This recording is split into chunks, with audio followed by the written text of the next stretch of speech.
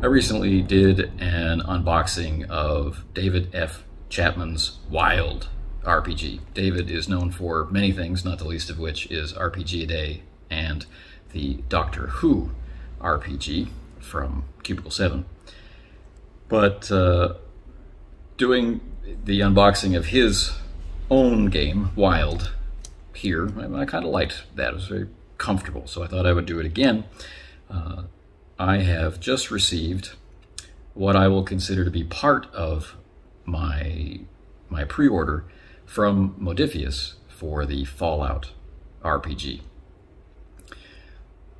I have a fairly large group that's interested in 2D20 these days, so we went for the GECK package, right? Those of you who've played Fallout know what I mean by GECK. But there was a manufacturing shipping delay, which has put shipment of the GECK package at the end of the line. And so core books and dice and things like that, all the different packages that are built around that stuff, they're coming first. So I have received the standard core book and some dice. So that's what this unboxing is going to look at. Then when the GECK comes in a couple of weeks, we will look at all the different things that come along with that and put all this all together, I guess you could say. But each iteration of 2D20 has some unique characteristics which make it a good match for helping players discover and produce the feel of that licensed property at the table, so that the Star Trek game feels like Star Trek, and the Klingon version of it feels more like Klingons than it does like the bridge crew of the Starship Enterprise, so to say. And both of these feel different from John Carter of Mars, which feels different from Dune, which feels different from Infinity, and all of this feels different from Achtung Cthulhu. But there are also trends. There are games like Conan and like Fallout, which provide you with more tools to represent violence at the table, whereas a property like Star Trek Adventures doesn't need those kinds of tools. It needs tools to do other things, such as scientific experimentation, the forming of a hypothesis and carrying it through experimentation into the development of, something practical that can save your ship and your crew. So each of the games has different rules sections, has different ways to conceive of and implement characters, but it all follows a familiar core of how the dice work.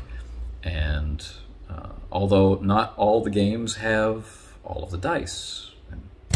Anyway, Fallout is definitely toward the violent end of the scale. There are a lot of things that people who are familiar with some or all of the Fallout video games will recognize, and I think once again Modiphius has done a very tight match to the sort of feel that we're looking for, so that it's very easy to get in tune with everything we think of when we think about Fallout. So we'll take a look at the core book here. Now, usually I don't feel compelled to do unboxings of Modiphius material because everything is always so flawlessly packed.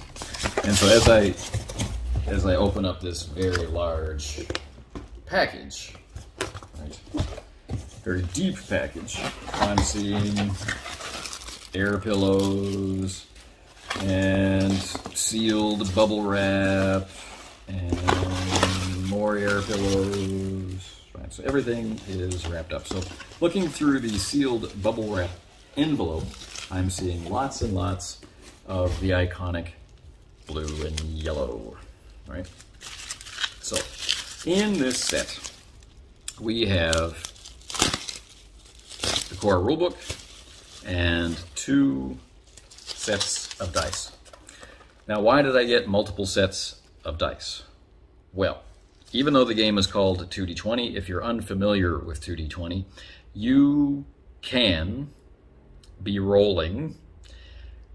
Generally, it's a minimum of 2 d20s, but it's possible to expand your pool of dice up to 5 d20s, and it's possible to have more than that when there is assistance or there are other modifiers which contribute more of a helping hand. So you can be rolling, well, more than 2d20.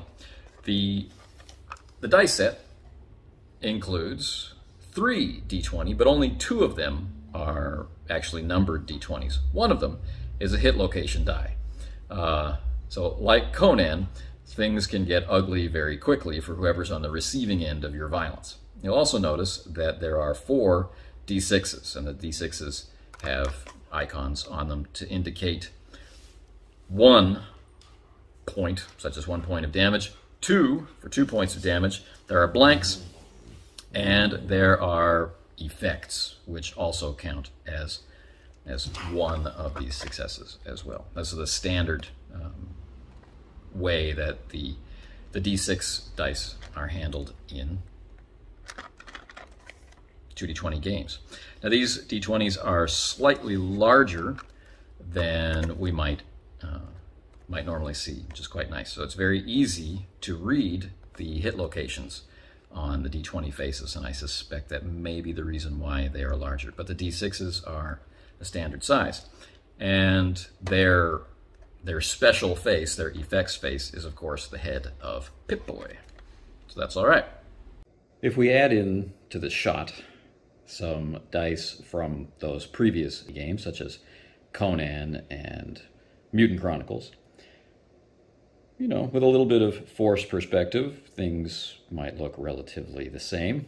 You know, we see the 1 replaced by a symbol. We see our hit location die with, you know, standard locations like torso and right arm. We see a single success, and we see the double success, that sort of thing, right?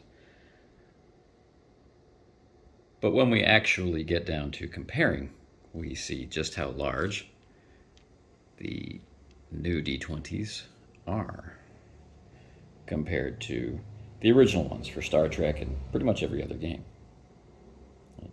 Nearly double the size. Now, I have it from a tweet by Sam Webb that the reason for expanding the size was because of the hit location die. So if you take a look at this hit location die and see how clear and legible it is, and then let's find the Conan die, we can see, you know, a lot of justification for that statement. If we then go to the Mutant Chronicles die, it was always easier to read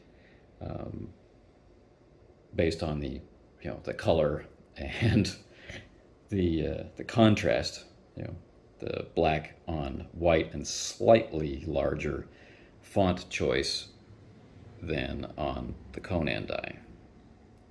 Right? But the Fallout die, you know, clearly triumphs. We get our usual warning that this is not a toy.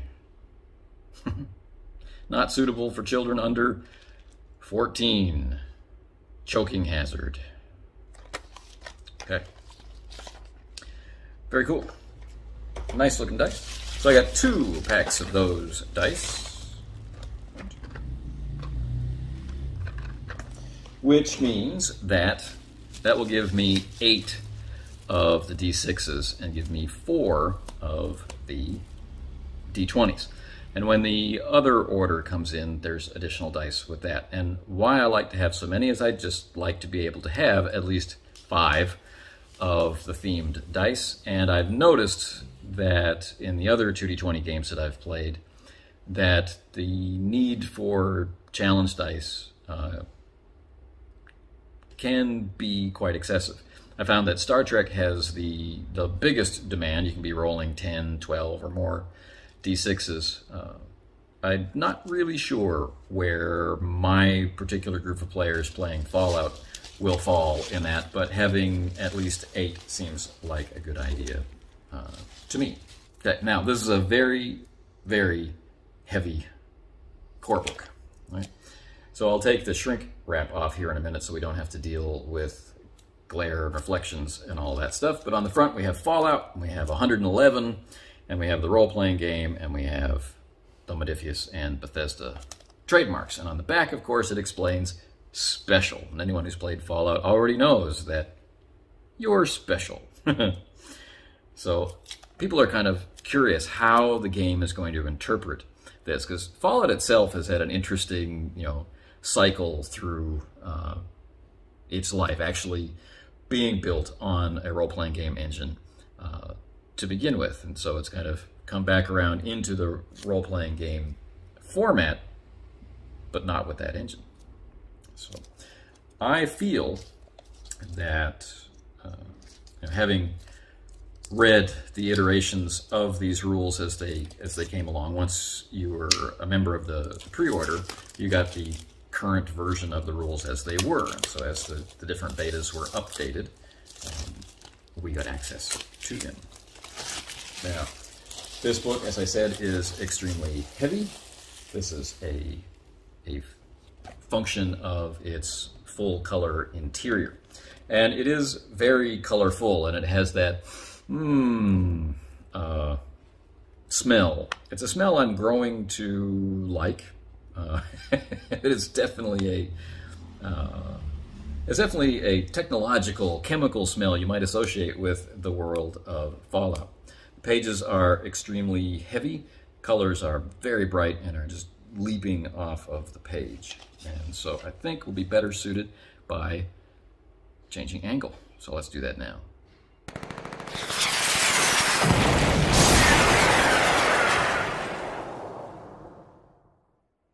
So as you can see, I'm not kidding about how colorful it is and how it manages to incorporate the style of intentionally and enjoyably anachronistic blending of retro future and past iconography and approaches to doing PR.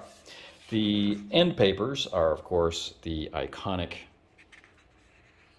end of the broadcasting day logo, which some of us grew up with. And, right, the book itself, the index, ends with character sheets on page 430. Now, it has a very lean profile for all of that. So these are very heavy, but not particularly bulky pages. Right. And the game itself is set in and around Boston. You can put it anywhere you want, of course, and your familiarity with Fallout will help you to do what you want with the game. But in order to provide a quick and easy introduction to play, we have this built-in or baked-in setting. So one of the things I like very much about 2D20 games is the care and attention that they pay to orienting the reader, whether that is a person who wants to know how this 2D20 game is different from another one that they've played, or for that mythological beast that all role-playing game companies seem to want to prepare for, the person who has stumbled across this role-playing game as their very first one. And while that's not impossible, sometimes it does seem a little improbable, but it's nice that that care is taken. And so it walks you through from if you're a veteran gamer, the very skippable stuff like you need paper and pencils and dice, into sections which tell you what you're going to use those pencils and papers for and how you're going to use them in bite-size and easily digestible sections. All right. So the game itself, as we mentioned, is a little on the violent side, and lots of physical, environmental, and tactical challenges. And unlike original Fallout, where you're going to be playing a vault dweller and encountering lots of horrible things out there in the wasteland, there are certain things that are open to you in this game that have become more likely as the franchise developed. So you can play the Mr. Handy robot, you can play non-feral ghouls and the like, and enjoy adventuring in the wasteland.